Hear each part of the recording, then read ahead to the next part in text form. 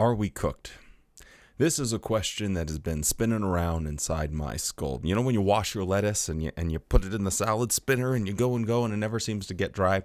That's what this concept of language and how it's affecting our ability to communicate in the modern era has been going around in my head. So I might not be an alcoholic anymore, but I sure am a yapaholic. So we're going podcast style, Wally. And I just wanted to vomit out the thoughts that have been going inside my head. So just a little tiny bit of background. I don't think we're completely cooked because there are still people, young people out there that are brilliant, truly brilliant. And that's what got me started thinking about this. So I was talking with someone who is in a PhD program at Columbia University. And they're looking into how different religions use language. Anyway, it doesn't much matter. None of that really is applicable here, but we were talking about language and it just kind of got my head thinking about this topic. And so I wanted to just give some of my thoughts and ideas about something that makes me extremely sad. And I got a little bit of hope talking to her because she was so switched on. She was so thinking and present and was exploring and explaining and elucidating and not just tick-tock, boom, boom, boom, boom, boom, boom, boom. And it was very refreshing to have that type of conversation. So I don't think we're completely cooked because of people like her, but man, if she's only a tiny majority, then we certainly are cooked. But anyway, we'll get into all this. So first off, just my blockheaded ideas about language.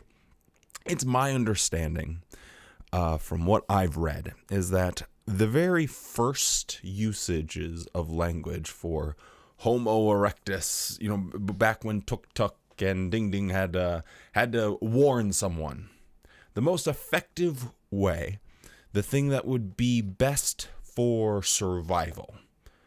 We're not talking about social communication at this point, just this bare bones survival, is how can you get across a message to someone in the most fast, efficient way possible?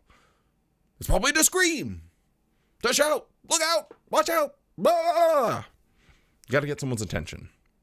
Sorry, now I just shouted into the microphone. Everyone's awake now. You might have been bored going through Podcast Wally, but now you're not anymore. So that we developed, our language developed as a way to survive, communicate danger. And as it grew, as language developed and evolved over time, that danger signaling, that I need you to act, I don't think we ever really lost that. I think that is deeply founded in our reptilian brains. It is way down into our DNA that we are very good at reacting quickly to particular types of languages. Obviously we don't have the same, just things that we say back in Tuk Tuk's day, but a siren is a siren for a reason. You ever go to somewhere where you have a speaker? Actually, my fire alarm went off the other day, and it was because of a malfunctioning thing, but I'd never heard it. But a little voice came on and said, "Fire, carbon monoxide, danger," plus all the beeps and everything. And I thought, man, this is great. Instead of it just being a beep and maybe I don't react because I just think the battery has run out, the little voice actually came through and said, "Fire." Now that'll wake you up. That'll get you on your feet in a hurry. So, that's a very effective way to get an alert across to someone. But all of this is to say that we have evolved to react to these cues that we're given. If someone is trying to communicate something and wants a fast, emotional, effective response, I think in our very DNA, we have evolved to react quickly to these things. I guess it's not only words specifically, but war drums, a smoke signal, the waving a particular colored flag. I guess it would go beyond those things exclusively. Now, going past the days of the old erect homos, yep, that's where we are now. Maybe I should have said Neanderthals, but hey, here we are. Homo erectus. And going into more of our modern era. This phenomenon of how our brains have this trigger response system built into them exists. And we're all so well aware of it because marketing strategists spend millions of dollars coming up with slogans and catchphrases and marketing tools to get you to not think, but get you to react. It needs to not be a thought process where you are taking your time, going slow. It's don't miss out. Limited time only. Only 3 left in stock. These things must be selling like hotcakes. I better order one of mine. And, there's a whole shipping container full of the darn things. This is how urgency is used. I guess in marketing, there's a couple of different things, right? You have the FOMO, the fear of missing out.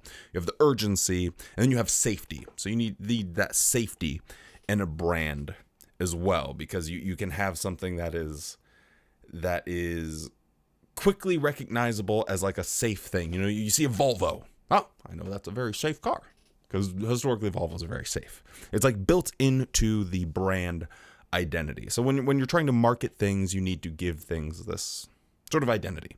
But when we're constantly flooded with these marketing things, with these slogans, Nike, just do it. I gotta be mindful of how long my camera is going. So I gotta change every 10 minutes. Anyway, just do it. What was Coca-Cola? Open happiness. Like a good neighbor, State Farm is there. Part of that safety paradigm of it. Brand new. Have you ever listened to a car commercial? It's really funny. Best in class and brand new will always make me giggle. No one ever thinks about the word brand new. Why don't they just say new? Well, because you can't just say new because someone else might have done it before. So it has to be brand new. Our brand is doing it. So it's brand new, but we've all just lost the sense of why the brand even is there. We just think brand new means new. Oh no, it's only new to your brand. And best in class. We got the 9.3-inch infotainment system. It's best in class. And you're like, well, I mean, the other guy's got a 7.4 inches. And am I right, ladies? Those extra couple inches make all the difference in the world. But it's best in class. Back in the day, you had a truck, you had a car, you had a van, maybe a sports car. Now, you have a compact sedan, you have a mid-size sedan, you have a full-size sedan, and you have a coupe, and you have a convertible. And then you have the luxury compact, the luxury mid-size, the luxury full-size, the luxury coupe, the sports coupe, all of these things. Best in class, what the heck does that mean anymore? Class of what? Class of what? If you're the best in the school, the valedictorian, that sounds pretty cool. You're just the best in your class. Oh, okay. But they get you with the best. Oh, hey, honey, it is the best in class. Oh, it kind of reminds me of the I don't know if you've seen the new Black Mirror episode. I think Simply Human or something it's called, but where the lady's life is basically being completely governed by a company because of this brain implant. Watch the episode. If you like Black Mirror, it's one of the best episodes I think I've ever seen. I won't give too many spoilers here, but when she's going through all of the different packages, now you got to get the Premier Plus because Premium, that was just common before, and the common is now standard. And you just have, it was just so funny hearing her break down all of these little trigger words that people use to market the new. It's new, it's better. And no one stops and thinks, is new better? Like, I've had this shirt for probably 15 years. I like this shirt. I think it's a great shirt. Not everyone has historically always liked this shirt, but hey, I like it, and that's what's important. But is new better? Well, I just get a new shirt. No, I like this one. It's fine. It functions great as a shirt for me. I don't need to buy a new one. This one is good. New is not better to me. The one that I have that functions and it works, I'm good with it. New doesn't mean better. You got a new washing machine. Oh man, you got problems out of the box the first year you have it, and it has to get serviced 3 times. How many times do you remember your grandparents buying an appliance? I don't. I don't ever remember, unless they moved, my grandparents having to replace an appliance. New isn't always better, but we have these associations in our mind because we have been told this. Our brains have been flooded to think in this way. And so it's really fascinating to think that there are entire careers, entire fields out there that are completely dedicated to trying to understand the neurological responses to particular sounds, phrases, pitches, tones. Everything has to be perfectly lined up. The music with the voice and the music have to go with the visual. All of this is to subvert your ability to think and keep you locked in with that reflective response. React, watch out, tuck, tuck, fire, wolf. Where? Why am I still talking about this? Well, let's just inception ourselves here and we'll go another layer deeper. I don't know, I could be wrong on this one. Maybe this has always existed, but because of my experience with the world, that's just how I see it. So, and if you're a Gen Xer or a millennial, you'll probably understand what I'm saying. But I feel like there was a point when brand recognition, the symbol matches the catchphrase, matches the music, boom, right? It's a JW Thoughts video because of the thumbnail. You get the little intro music, blah, blah, blah. The brand recognition. I feel like that went a step further when it became brand identity. And the best example that I can think of is I'm a Mac and I'm a PC. Wow, I just bit my tongue there. I don't know. I guess Jesus didn't want me saying I'm a PC. It was so cringe just saying I'm a PC. Even I bit my own tongue. That is how deeply embedded it is in our minds. I'm a Mac, I'm a PC. We all remember the Apple campaign because it made it not about just the product. It was now this is the type of person that buys our product. Not just the celebrity that's, hawking cigarettes or tequila. I don't know why I said cigarettes, but I guess shout outs to Clark Gable or something. Did he smoke? Maybe he smoked. Maybe he didn't. I don't know what I'm talking about. Anyway, you get what I'm saying. Brand identity. Look at the nerd alert. There's a PC and Windows lame. Creatives. Oh, we're in the future. Gotta have a Mac, baby. It became an identity.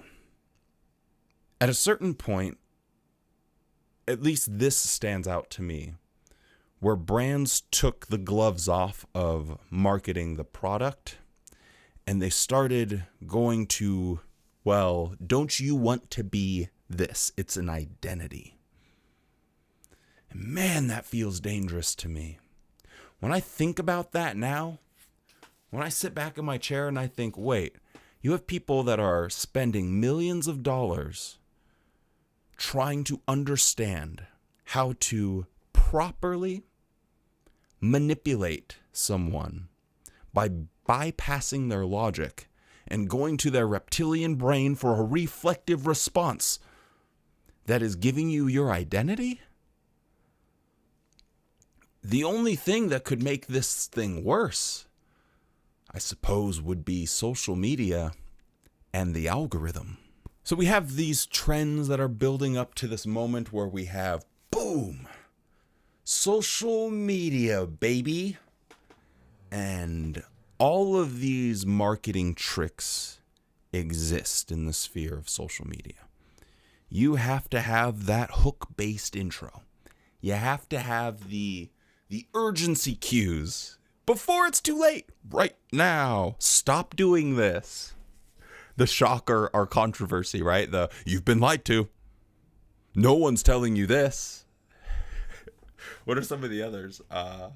You get YouTube whenever it's playing for like makeup ads or something. It's like, everyone's doing this. Oh my God, this is blowing up right now. Everyone's doing it. This is blowing up right now. I better get in on this.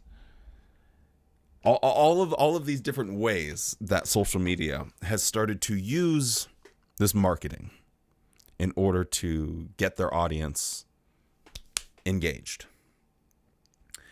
So we have that. Then we have like what social media has become.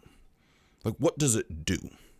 Very interesting research has gone into the dangers of being in a dopamine feedback loop of social media, where, let's just say, Wally gets up at 6 a.m. and first thing he does is grab his phone to look through a TikTok, because that gives him a little bit of dopamine. And he sits there for 15 minutes, and then he gets up and he gets his coffee, and ooh, man, that wakes him up. Goes to the bathroom, does a little bit more social media. Boom, man, dopamine. Haven't accomplished anything, haven't done anything, haven't participated in my life. I've just been on autopilot, but I've been getting flooded with dopamine. Now, Wally in a different dimension, this dimension, gets up, washes his face, looks in the mirror, says, don't forget to smile, goes, gets his coffee, and starts thinking about what I've got to do today. What do I have to accomplish? And, tries to start working immediately. Because I know that as soon as I give myself cheap dopamine hits, I'm done.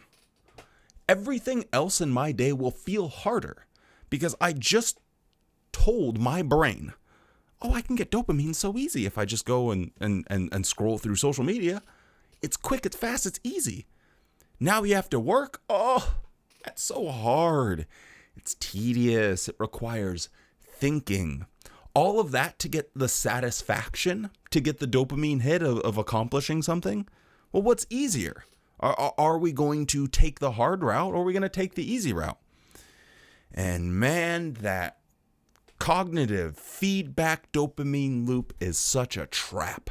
I don't know why we think that this is an okay thing to give to like a 12-year-old, and they can just wake up in the morning, have their phone, and start doing the dopamine loop immediately. Seems like the worst possible idea. But anyway, we're going to progress. I know this would essentially be the intro to a video, but I've probably been talking for, I don't know, like 20 minutes now. Anyway, it doesn't much matter. So we have this thing built into our reptile brains. We'll roll back just so we're all on the same page here. We have this thing built into our evolution. Then we have years of exposure to marketing and ad campaigns. That marketing and ad campaigns has stopped being just something that we recognize because it is coming from an advert. We know when we're watching TV and it's an advertisement. We know it's there. But now with social media, the advertisement has become strange. You have the people that you follow, they're kind of your friends. Then they're trying to promote or advertise a product or get you to buy something. It all gets very confused because now the ad is coming from a person that we know. But they're using the same strategies. And that is giving us more exposure from a different person, a different voice. And I think it's numbing our ability to recognize the marketing tactic. And because that's normalized, I think this is carried over into people's actual ability to have a conversation. I genuinely think that the quick responses, the dopamine hits that social media has created, that has attacked our reflexive mind, has really done a lot of harm in people being able to engage in a real and honest conversation. when you are watching a TikTok, you have 7 seconds to decide like or dislike or move on. 7 seconds, man, that's fast. I have to decide whether I like or dislike something in only 7 seconds? That's crazy. We have a culture online where it becomes about winning. This goes back as the tale as old as time, right? Olympic Games. This just goes back throughout all of our history. We like winners. Winners are cool. We like playing games because we like seeing people win, and we like winning ourselves. Game shows, it's great. You get to feel like a winner because you can play along at home. And when you see that person excited, you're like, I said the answer too. We all feel like winners. We like that. But we've taken this into our conversations. Just hear me out here before you click off and say Wally's drinking his stupid juice again. Actually, I'm kind of thirsty.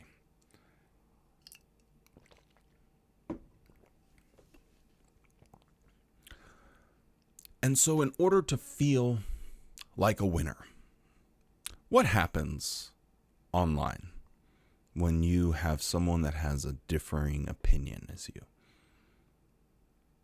Are we living in the days of Thomas Jefferson where every difference of opinion is not a difference in principle?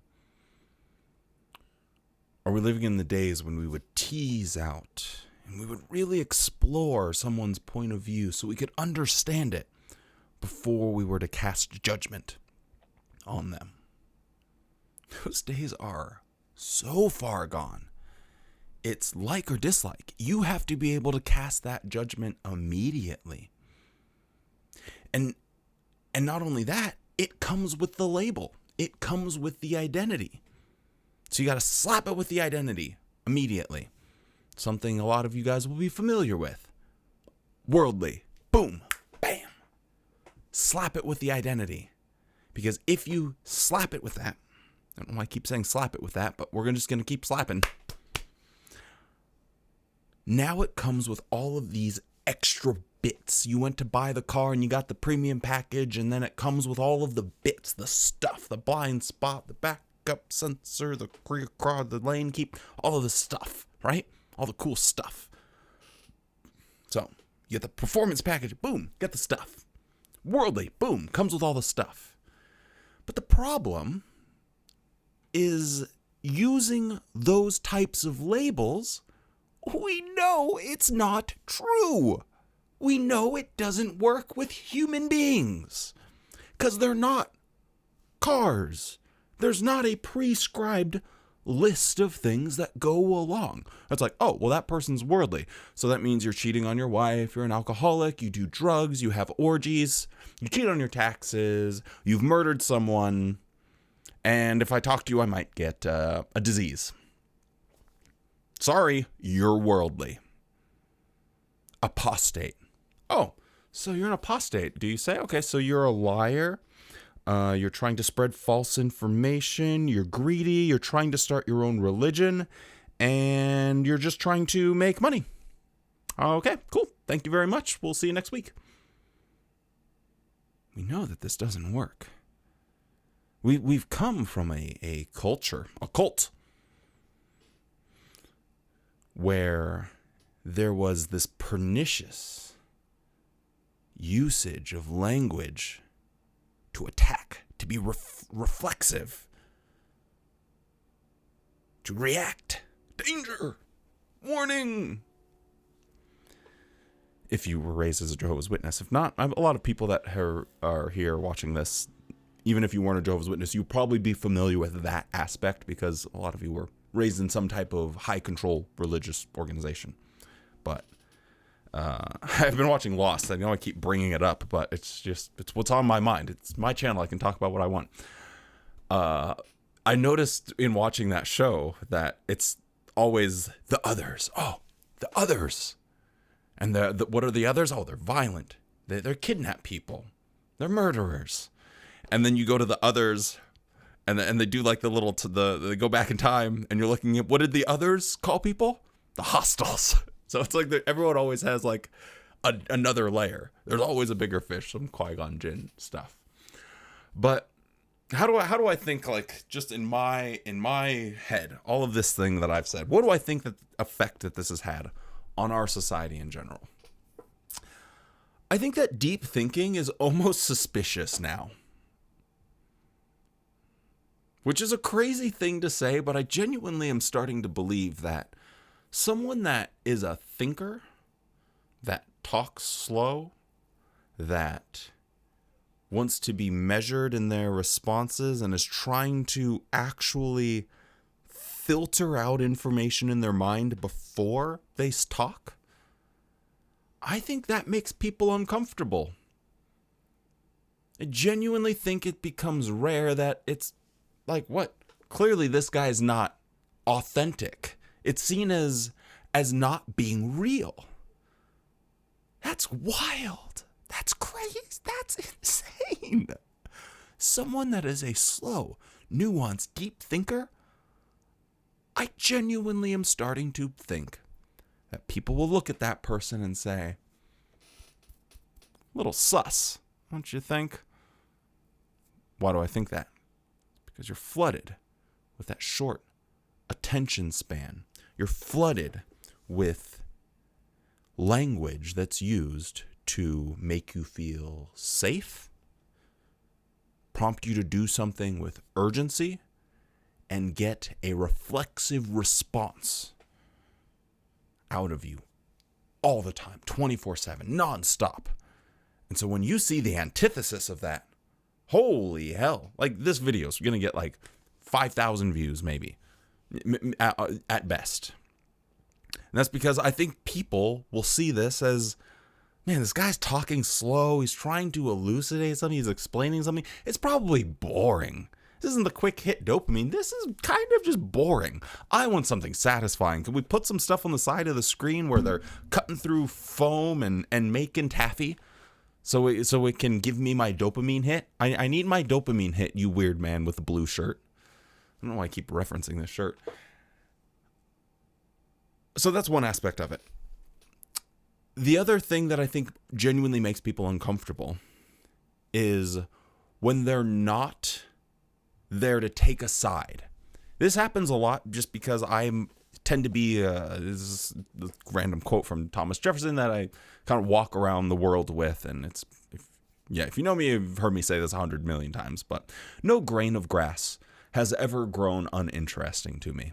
And I try and carry that sort of curiosity every single day. You know, if it's having to do with waffle stomping, guess what? We're going to learn about waffle stomping, and we're going to try and have some interest and intrigue to get into the minds of people that do waffle stomping. If you don't know what waffle stomping, I am sorry, but you're going to look it up and hate me forever. It is what it is. The first thing that came to my head. I'm sorry. But I think it's a real thing. But I try and be curious. And I don't think people like the ambiguity of curiosity anymore. I think someone that is not, boom, I will identify as this thing. Okay, yeah, cool. Put him in that box. He's got the label. Now you can be in the echo chamber. I think that's what people are used to. I think that's what people are comfortable with. I think trying to move away from tribalism, trying to move away from emotionally charged conversations, trying to move away from that winning mentality, and trying to understand someone that has a different point of view just makes people uncomfortable. You compound that with the pandemic, let me tell you what, you are a bad person for trying to have a conversation with someone. Is that guy trying to talk to me? Is he? Excuse me, sir. Are you trying to talk to me? Let me get my measuring tape out. Okay, what are you asking me? Well, where's a coffee shop? Don't you have a phone? Where's your phone? Did you lose your phone? Do you need me to call someone to get your phone? Trying to engage with people died. You know, one day we were going to parks, we were going to barbecues and playing tennis with people or basketball. The next day, everything went online. And it was this cesspool of vitriol and hatred and virtue signaling and tribalism and winning and labeling and this means that and you are that and you have all of the attachments because you are the performance freaking package. I hate that. I hate that so much. It drives me absolutely bonkers when I can just exist in the world and people will attach crazy labels onto you. I know I do this thing, talking to a camera publicly, but I got a comment the other day. Maybe I'll read it. It is fascinating. I won't show it on screen. We won't make anyone too uncomfortable, but I just want you to hear this. This is like the mind that I'm talking about. Okay, so Wally sees the USA under a fascist dictator. Okay, I don't know why I'm talking. You guys can't see. Okay. That monitor is much easier to see. Okay. It says, so Wally sees the USA under a fascist dictatorship and he says, let's listen to the Nazis and meet in the middle. I'm out. But I feeling that he wouldn't want us radical lefties in the audience anyway. If he even sees this comment, he'll probably roll his eyes and call me crazy and unwilling to talk. Disappointed but not surprised. Everyone in this country should be at least saying that this government is evil and needs to be stopped. But sure, let's pretend that it's just trivial and stupid to talk about politics. That was someone's response to me on a live stream, saying that instead of immediately identifying with a particular political point of view, because it makes me uncomfortable having all of the extra performance package attachments onto that label, I prefer to have conversations. That's the response to that.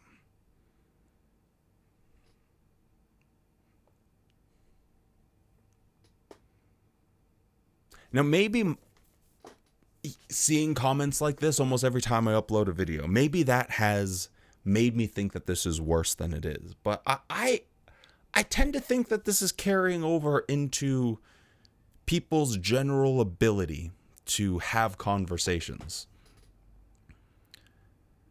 Because everything just has to be a label. Oh, so you like to listen to Nazis, and you don't realize that at the very minimum, we should stop being American, and we need to recognize that this government is evil and needs to be stopped. All of the assumptions that go along with the label make so much sense to me. It does. It's Nike. Just do it. I'm a Mac or PC. The tribalism that goes with our language because of how it's been marketed to us and how that has bled from advertisements into social media and into the quote-unquote influencer space is frightening. It scares me that we don't have the ability to explore and explain differing points of view. I think it makes people uncomfortable.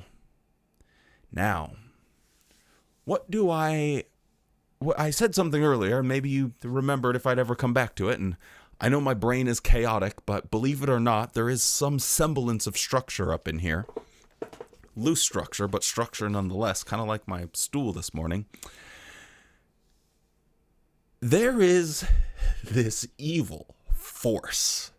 I don't know if it's evil. Maybe we shouldn't say evil, but there is a fascinating force behind almost every single thing that you do and that you hear and that you buy. It's always watching you. It's always trying to learn from you. And That is the algorithm. What are your trends? What are your habits? What are your spending cycles? How many times do you search for something before you search with the intention of buying something? How often are you to buy a product from someone that you like on social media? And there's this massive, just unbelievable amount of resources trying to tap into your brain so that way this algorithm almost knows what you want to buy before you think it. I'm not joking. I've had the thought, not said it out loud. Not joking. I wish I could remember the exact product, but I know like if you talk and everything's always listening and you'll see the product, but I hadn't even said it out loud. And I picked up my phone and I typed in one word and it auto-filled the exact product and 3 different places to buy it before I had ever said it out loud. And I just thought, wow, this thing knows us so well. Why am I talking about this algorithm? That algorithm wants to keep you in the dopamine loop. Do you think YouTube wants you to leave YouTube? No. YouTube is going to do everything it can. It wants to bring your friends there. It wants you to have community posts. It wants you to have live events that you can connect to, talk to others. Everyone wants to be the ecosystem that you just stay on. Well, the Xbox way back in the day, it didn't work out for them very well, but they just wanted the Xbox to be the hub. That was your entertainment hub. It's how you connected with friends. It's how you played games. It's how you do your video calls. It's how you do everything. Come and be part of the Microsoft ecosystem, and we'll just take care of everything for you for the low, low price of $24.99. Everything's done one place. It won't be long before Netflix, it rolls out, and don't worry, it's going to happen. Netflix Mobile is going to start rolling out short form content for you because they want to keep you in that ecosystem. You're going to open up Netflix and one day you're going to be like, wait, what is this? Why am I seeing a TikTok style 7-second content?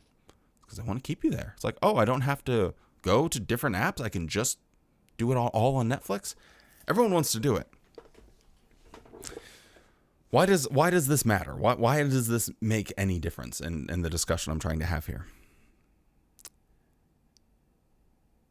If they want to keep you on a platform, they want to keep you angry, rage bait you, or satisfied.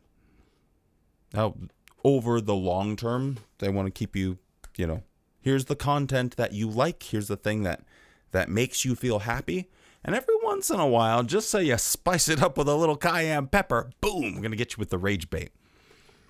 Unless you go on Twitter. I went on Twitter the other day, and I didn't know what I was looking at. The whole thing just seemed to be like rage bait. I couldn't make heads or tails about how anyone could use that platform and walk away like feeling good. It seemed like an impossible challenge. If we want the real challenge, forget the cinnamon challenge, the ice bucket challenge. Let's call it the Twitter challenge. You stay on there for 10 minutes, hook yourself up to an fMRI, and see how stressed out you are.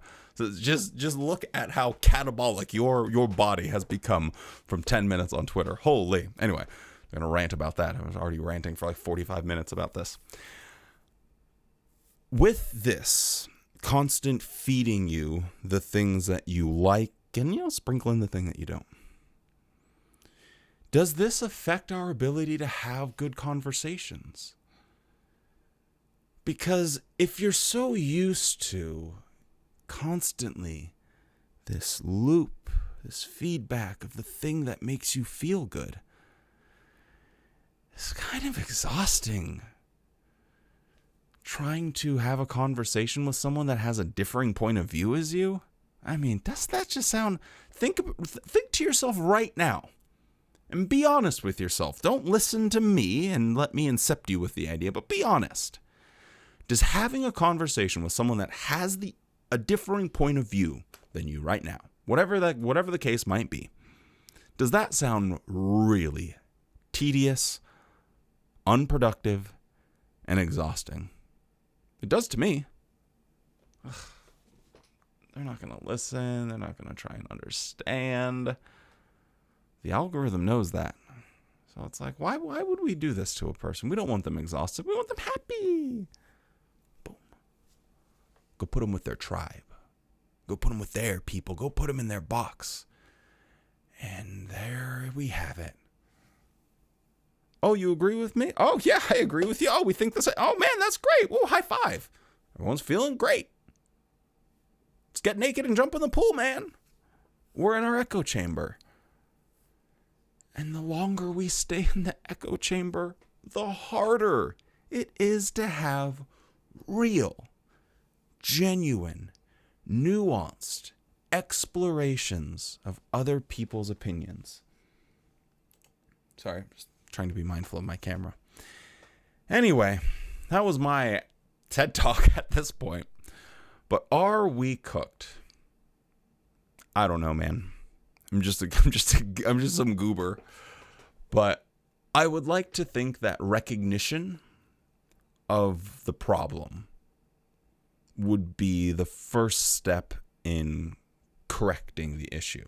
It might take time. It might be hard. We might have to put in work. But at least if we recognize the problem, maybe we'll get there. Maybe we will get so tired of the echo chamber. Maybe once we recognize just how we live in a sensory deprivation chamber built by marketing strategists to keep us numb. Maybe when we wake up from that, do something about it. So, I could be full of beans here.